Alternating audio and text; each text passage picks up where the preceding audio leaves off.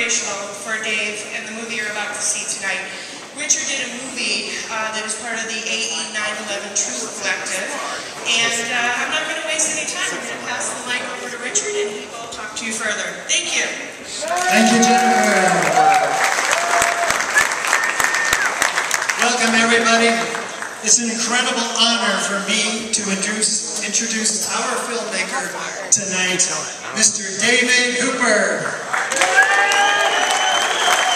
David is a businessman turned filmmaker, a regular family man who unwittingly stumbles into the 9/11 debate, leading to his own personal investigation and many life-changing conclusions after researching the 9/11 evidence for himself. The resulting film, The Anatomy of a Great Deception, is a fast-paced story of his personal 9/11 exploration, presented in a way that you'll really be able to connect with, no matter what side of the 9/11 fence that you're on.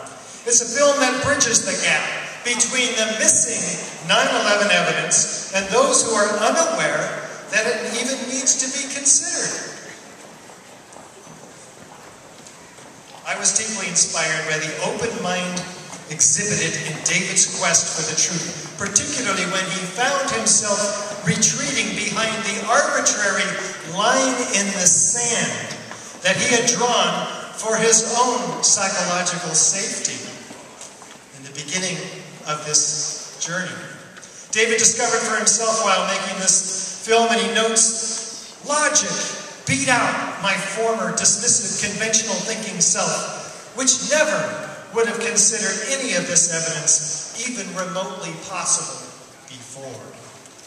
It was not something he could understand in one sitting. It was going to take some time. He also notes profoundly, I think, in the film, something big and strange was coming into view, seemingly coordinated and almost invisible, and then dumped out before me like 1,000 puzzle pieces. My belief system would be shattered, but eventually rebuilt to accommodate my evolving worldview. How many of you can identify? After David finally realizing that the three towers must have been brought down by a controlled demolition, he came to the realization, I had taken my first step down the rabbit hole. Little did I know how much deeper it would go. Do I hear some identification there? Watch your own mind tonight and its tendencies during your exploration of these issues. After tonight's film, I'm sure that you too will find that you have hundreds of questions swimming through your mind. This is one of the marvelous signs of the open mind that we're inviting you tonight to maintain during your own following personal inquiry into the ever-unfolding story about 9/11. Even his wife Betsy and family and friends at first didn't believe David, what he was trying to say about his personal discoveries about 9/11. I can relate. 8 years ago, when I first heard David Ray Griffin on the radio in the San Francisco Bay Area, I was shocked about how much information we, as architects and engineers, did not even know about the destruction of these three towers. My worldview was turned upside down. I had to do something. I started Architects and Engineers for 9/11 Truth on that day. We had one architect and engineer for 9/11 Truth. That was me 8 years ago. We have over 2,200 now signed on to the petition demanding a real investigation. And we made a film on 9/11 explosive evidence. Experts speak out. And I think that's the film that inspired our filmmaker tonight. Listen closely, and you too will find some of the jewels that I've discovered in David's film. That helped me, and may help you, understand the complexity implied by this evidence in order to preserve his sanity and to try to save his marriage. David compiled the pieces of what eventually became tonight's film, Anatomy of a Great Deception. He made it in order to speak to his wife, Betsy, directly. Early on, she refused to even discuss 9/11, but is now one of the film's biggest fans. Indeed, Betsy told me last night that this film saved their marriage.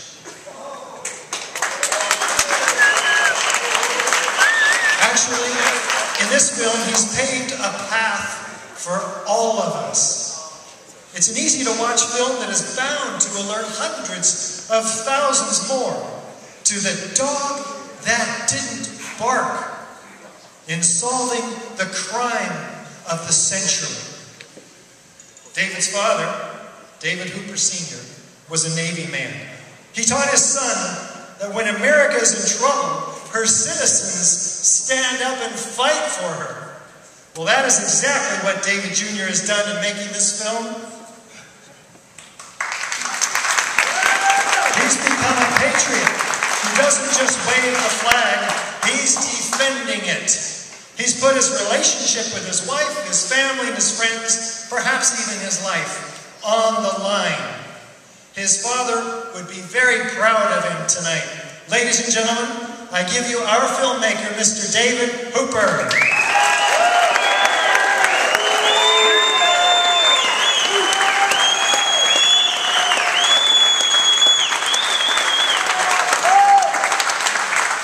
They already gave me one. We get to take these home with us, I guess. I have nothing planned to say, because every time I do that, it ends up coming out like a pile of shit. Sorry, that's the only word I got to say. So I'm just going to thank a few people, and I think we're looking at a list of 7. These 7 people, if they had not been in my life or been involved in this in some way, this movie would not have happened. And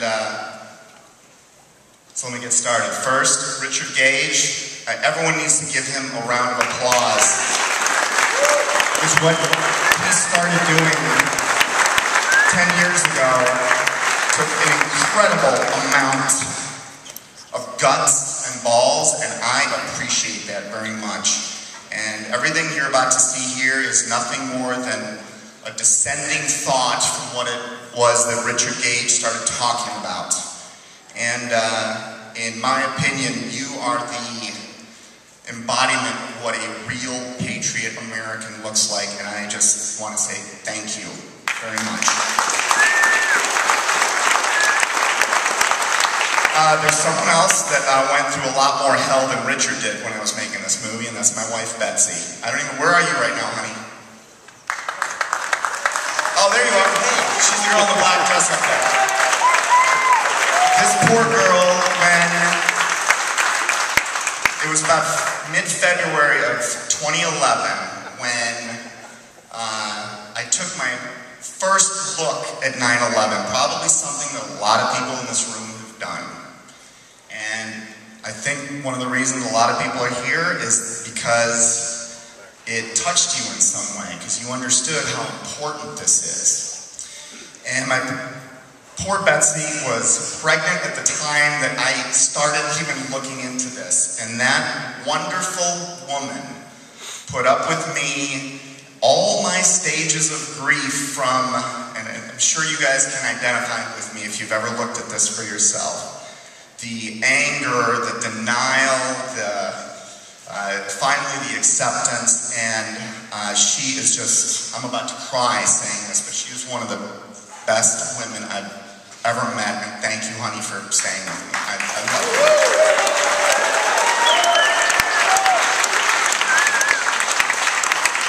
All right, there's a few other people that I want to say something about, because we wouldn't be here if it weren't for them.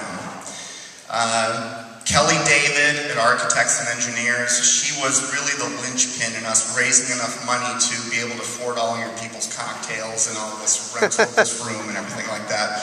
So Kelly David, wherever you are, thank you. You guys can give her a round of applause as well.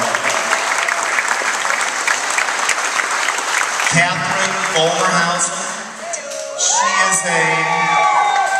she is a senior in college this year, and I I had a conversation with her 4 or 5 months ago. We brought her over to the house, Betsy and I did, and every time Betsy and I have a business meeting or a glass of wine, and we started talking to Catherine about this project we were thinking of. By now Betsy was a little more on board with me and she wasn't calling me crazy like she used to be. I'm kidding. And Catherine was she started off getting my ass in gear to be able to keep hold of all the details that we needed to keep hold of in order to make this happen.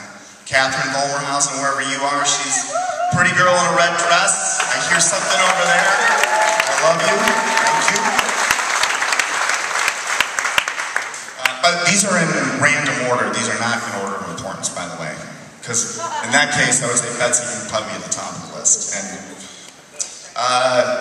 Jennifer Champagne from Malake Pictures.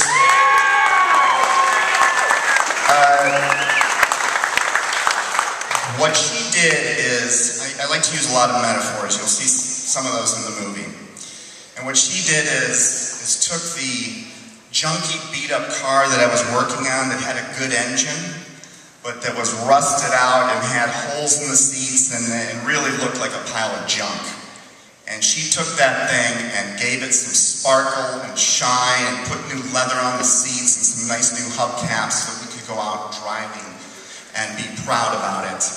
And without you,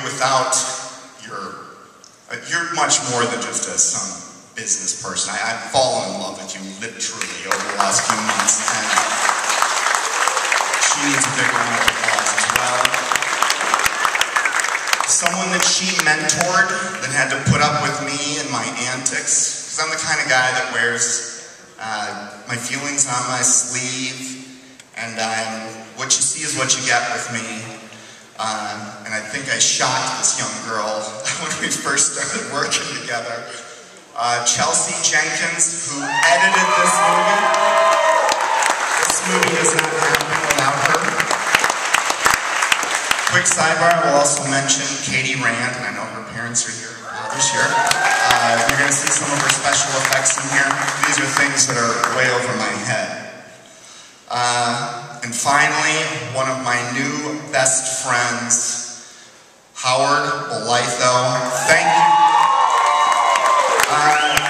Lots of days where I was crying over spilled milk with just trying to figure out how to get to the next day. I never knew how emotional it would be to make a movie. I thought this was going to be easy, and I got slapped into reality doing it. So that man really came through on many levels, and again, those are the people that everyone here should thank, because if any one of them is not in the picture, this doesn't happen. So we just do one round of applause for all of them so they understand. Oh, and I'll say hi to my mom, Julie Hoover. She's somewhere. If you see 8 women with white hair, my mom will be one of them. I think they're upstairs somewhere. I love you, Mom. I was supposed to say something after the show. Oh, what am I running over? I'm almost done. Oh, yeah. Okay, got it. Oh, I'm working. Nice. Michelle Pallad, Janelle Stone. These are other people that this doesn't happen without them. I was supposed to say something after the movie, but I'm not. When the movie ends, I'm going to be mingling and having a cocktail somewhere. So I would like to talk to everyone that wants to talk to me. Just come on up. I'm a very approachable person. I'm not going to say anything else. I just think we should hit play and say one thing from me to everyone in the audience. Hey, Tony. Thank you all for coming. Very much. Very much. That's all I have to say. I'm off stage. Whoever's in charge of this thing, let's hit play.